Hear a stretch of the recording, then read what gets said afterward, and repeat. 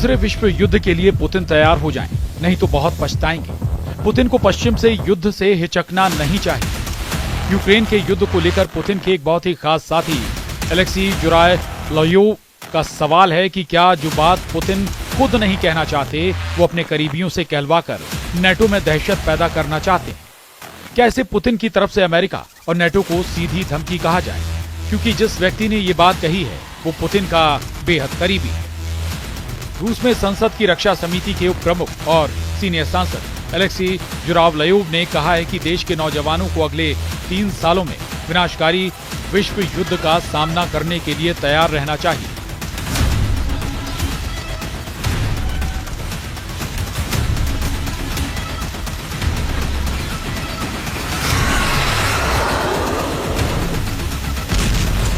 अब पश्चिमी देशों के साथ रूस के टकराने का खतरा है और मॉस्को को इससे बिल्कुल पीछे नहीं हटना चाहिए। इस वक्त पुतिन के लिए यूक्रेन का युद्ध बहुत बड़ी मुसीबत या कहें कि बहुत बड़ी आपदा बन चुका है। जिस युद्ध को प्रेसिडेंट ने कुछ दिन का फसाद समझा वो अब रूस की हार के सिग्नल देने लगा है। जंग में यूक्रेन हावी होता जा रहा है, भीषण तबाही मचा रहा है। रूस में घुसकर यूक्रेन युद्ध को अपने हिसाब से लड़ने लगा है और पुतिन के पास इस वक्त आगे बढ़ने के अलावा कोई रास्ता नहीं, क्योंकि अब नेटो की मदद से यूक्रेन ने पुतिन को बड़े जख्म देने शुरू कर दिए हैं।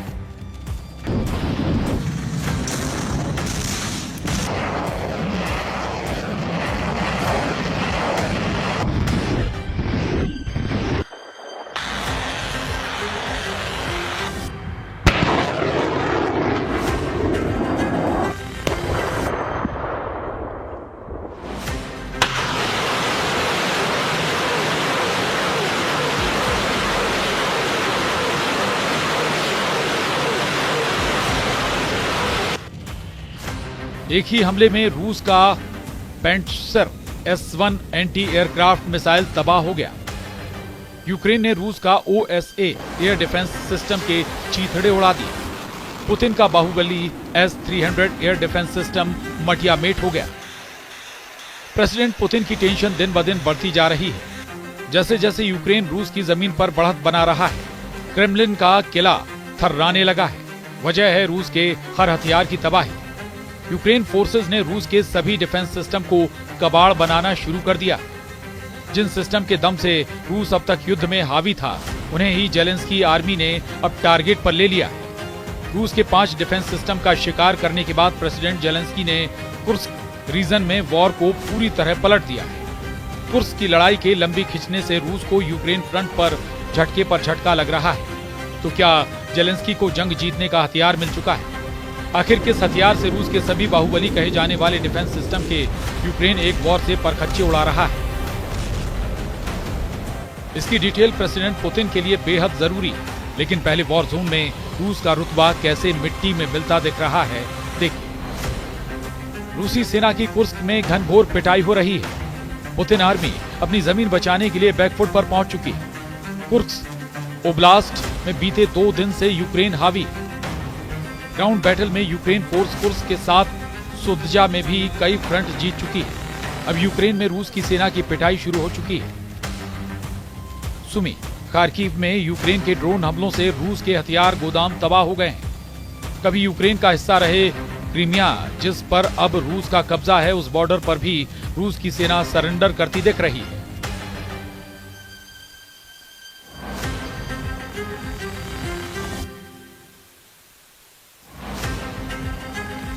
कुर्स्क में रूस का सबसे बुरा हाल है, जहां यूक्रेन ने एक बफर जोन बनाकर रूसी सेना की घेरेबंदी कर लाशें बिछा दी हैं।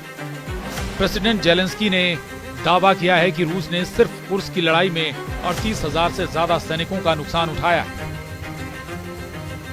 यूक्रेन के राष्ट्रपति व्लादिमीर जेलेंस्की ने कहा है कि कुर्स्क क्षेत्र में हमारी कार्रवाई शुरू हुए ठीक 5 महीने हो गए हैं और हम रूसी क्षेत्र पर एक बफर जोन बनाए रखना जारी रखे हुए हैं।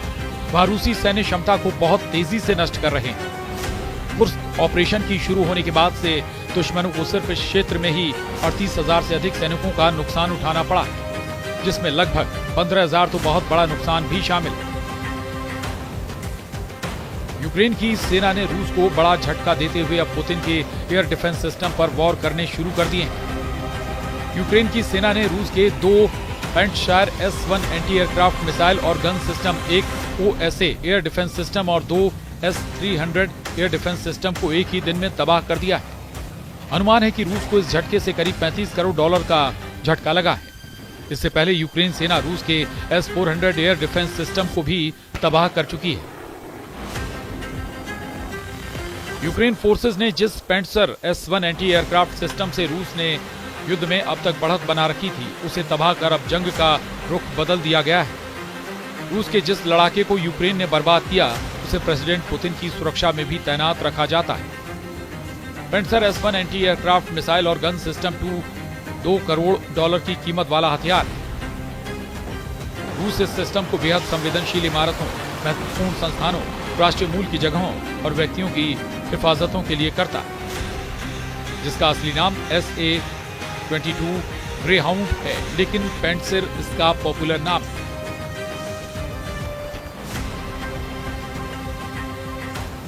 Self propelled anti air missile defence system medium range का हथियार है, जिसे कहीं भी ले जाया जा सकता है और कम दूरी तक फाइटर जेट, क्रूज मिसाइल और कई तरह के रॉकेट को मार गिराने के लिए इस्तेमाल करते हैं।